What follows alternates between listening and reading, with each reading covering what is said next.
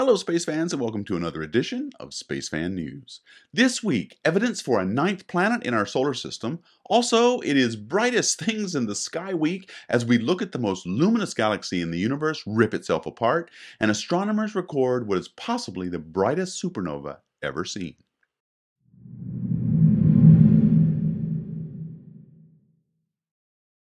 This week, astronomers at Caltech announced that our solar system may in fact have 9 planets after all. And no, it's not about Pluto. Researchers Konstantin Batygin and Mike Brown at Caltech have found there is evidence of a 9th planet in our solar system. The planet's existence was inferred from simulations run through mathematical modeling and computer simulations.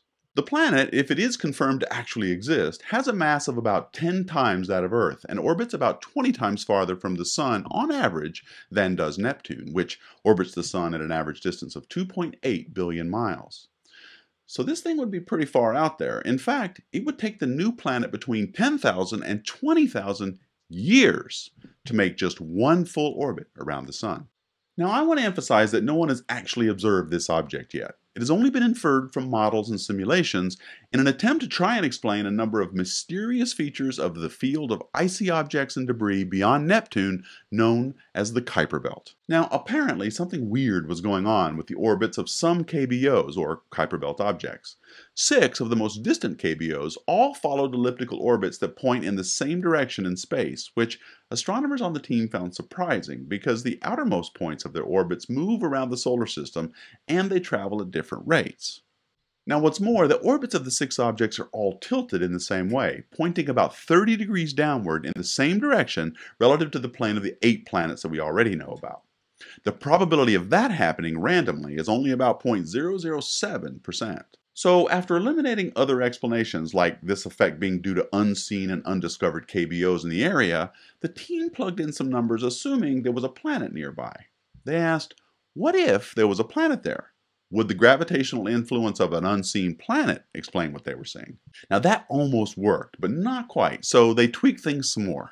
They found that if they ran their simulations with a massive planet, just like before, but also put in an anti-aligned orbit. Now this is an orbit in which the planet's closest approach to the Sun, or perihelion, is 180 degrees across from the perihelion of all the other objects and known planets. Then the distance of the Kuiper Belt objects in the simulation assumed the alignment that they actually saw in the simulation. Now talk about just like downtown.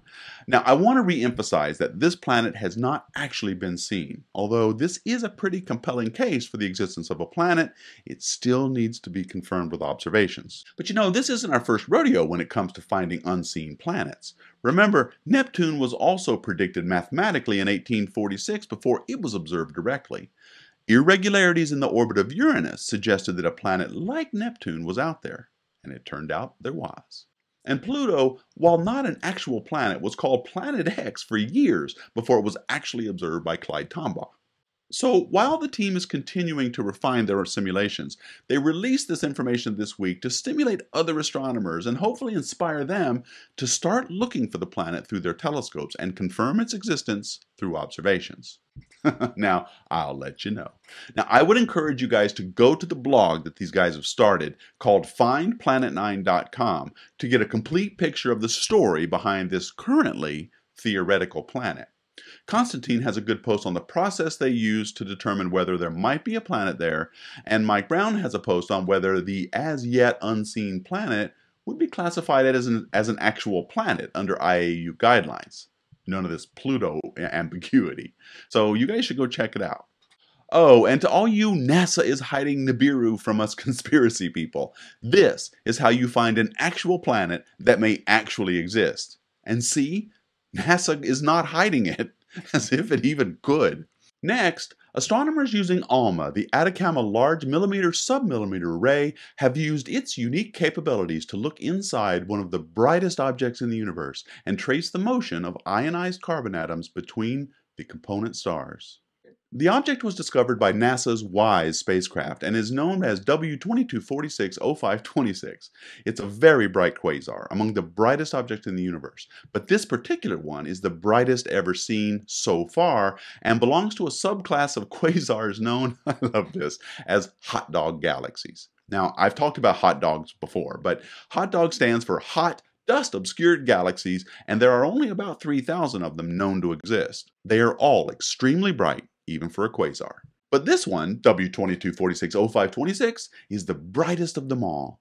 It is approximately 12.4 billion light years away, and we're seeing it when the universe was only a little over a billion years old, shining with the combined luminosity of 350 billion suns. This galaxy is ripping itself apart. Astronomers using ALMA found large amounts of ionized carbon in a very turbulent state throughout the entire galaxy. The momentum and energy of the particles of light deposited in the gas are so great that they are pushing the gas out in all directions. The growing supermassive black hole at the center of the galaxy is the likely engine of this turbulence. As the gravitational pull of the black hole attracts surrounding gas and other matter, the material forms a structure around it called an accretion disk.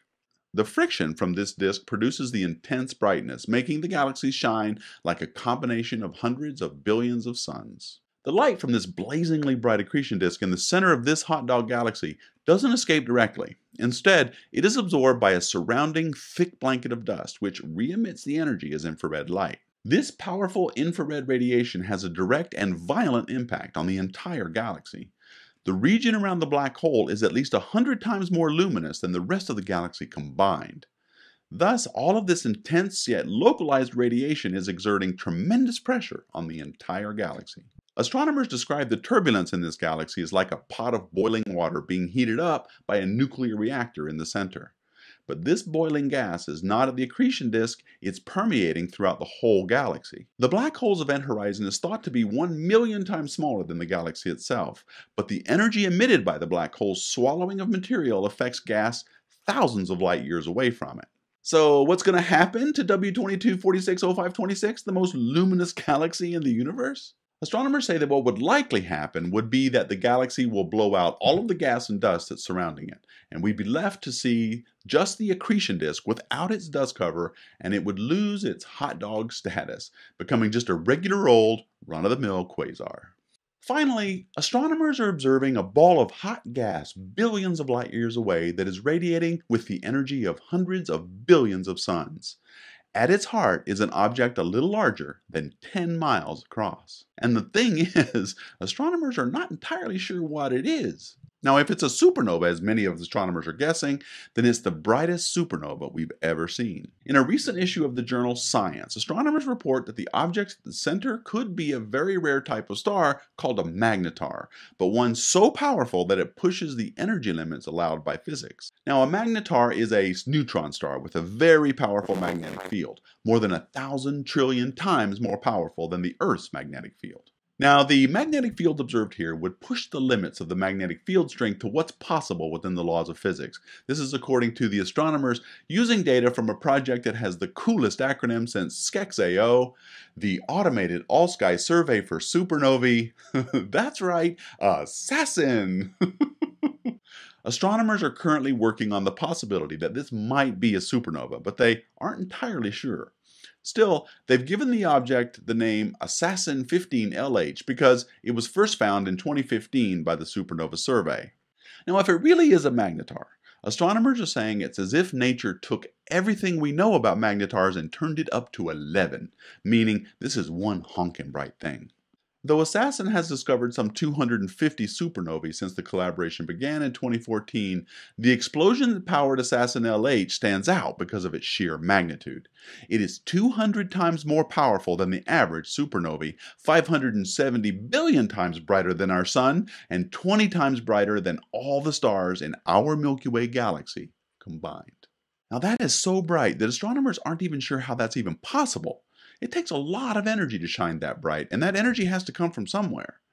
So, since they really aren't sure what this thing is, astronomers are acknowledging that this may lead to another whole new class of superluminous supernovae. Todd Thompson, professor of astronomy at Ohio State, offered one possible explanation. The supernova could have spawned an extremely rare type of star called a millisecond magnetar, a rapidly spinning and very dense star with a very strong magnetic field. To shine so bright, this particular magnetar would also have to spin at least 1,000 times a second and convert all that rotational energy into light with nearly 100% efficiency. It would be the most extreme example of a magnetar that scientists believe can be physically possible. Now, if this is a magnetar, then astronomers conceded they've never seen anything like this before. Luckily, the Hubble Space Telescope will come to the rescue later this year. It will allow astronomers to see the host galaxy surrounding the object. If the team finds that the object lies in the very center of a large galaxy, then it may not be a magnetar at all, and the gas around it is not evidence of a supernova, but instead some unusual nuclear activity around the supermassive black hole. Again, I'll let you know. Well, that's it for this week, space fans. Thank you all for watching, and thanks to all the Patreon supporters who are helping make SFN better. And as always, keep looking up. This galaxy is ripping itself apart.